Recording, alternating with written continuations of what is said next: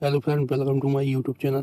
आज मैं आपको बताने वाला हूँ कृष्ण भगवान ने अपने ही पुत्र को क्यों दिया था श्राप। वीडियो को जानने के लिए वीडियो के अंत तक बने रहें।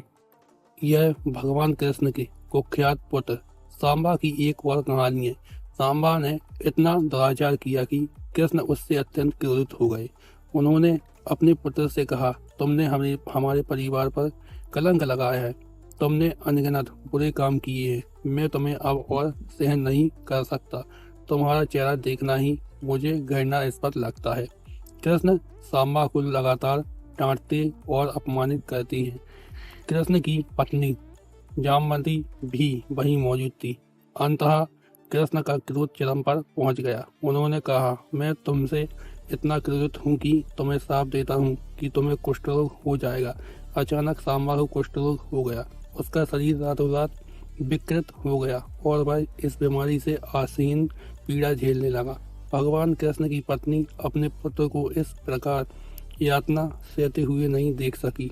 आंखों से आंसू बहते हुए भी अपने पति के पास गई और बोली, आपने क्या किया? मैं सांबा को इस तरह पीड़ा में नहीं देख सकती। आखिर वह हमारा अपना पुत्र है। कृष्ण मान गए और अपने पुत्र से बोले, ठीक है, तुम इस तरह से ठीक हो सकते हो। सबसे पहले तुम्हें सूर्यदेव की प्रार्थना करनी होगी, फिर तुम्हें चंद्रभाग नदी में स्नान करना होगा। जब तुम जल में डुबकी लगाओगे तो तुम ठीक हो जाओगे।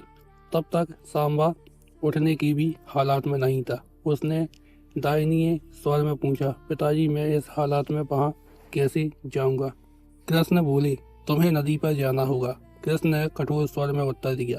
सांबा कृष्णा से विनती करने लगा, मैं जानता हूँ कि आप यही मुझे ठीक कर सकते हैं, कृपया अपना श्राप हटा लीजिए, मैं तुम्हें ठीक करने वाला। कृष्ण ने कहा।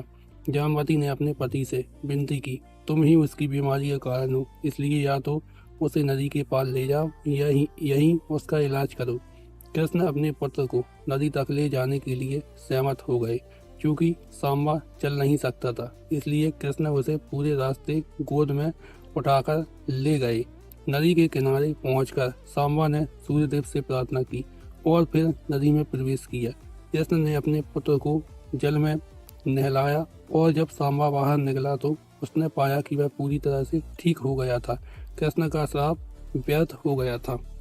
उन दिनों में श्राप से बहुत डर लगता था। आजकल लोग हर पल एक दूसरे को श्राप देते हैं, लेकिन उनके श्रापों में कोई शक्ति नहीं होती, वरना आज तक कितनी भी भयानक आपदाएं आ चुकी होती।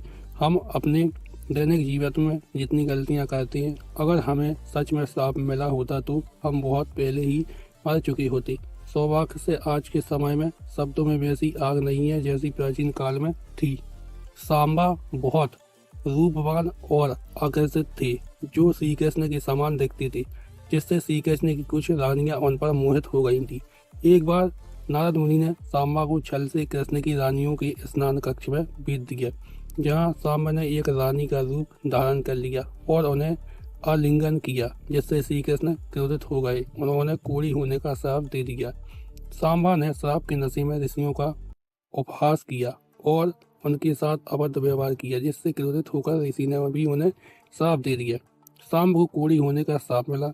श्री कृष्ण ने यह भी श्राप दिया कि उनकी मृत्यु के बाद सांबा की पत्नी को दयु डाकू हल ले जाएगा।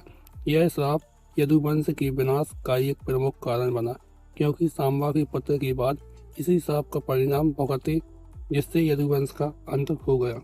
हालांकि बाद में श्री कृष्ण ने सांबा को इस श्राप से मुक्ति पाने के लिए सूर्यदेव की तपस्या का उपाय भी बताया, जिसके बाद सांबा ने कोणार्क सूर्य मंदिर का निर्माण करवाया और तपस्या की। अगर आपको मेरा वीडियो अच्छा लगा हो तो वीडियो को लाइक कीजिए, चैनल को सब्सक्राइब कीजिए और वीडियो को ज़्यादा से ज़्यादा शेयर कीजिए।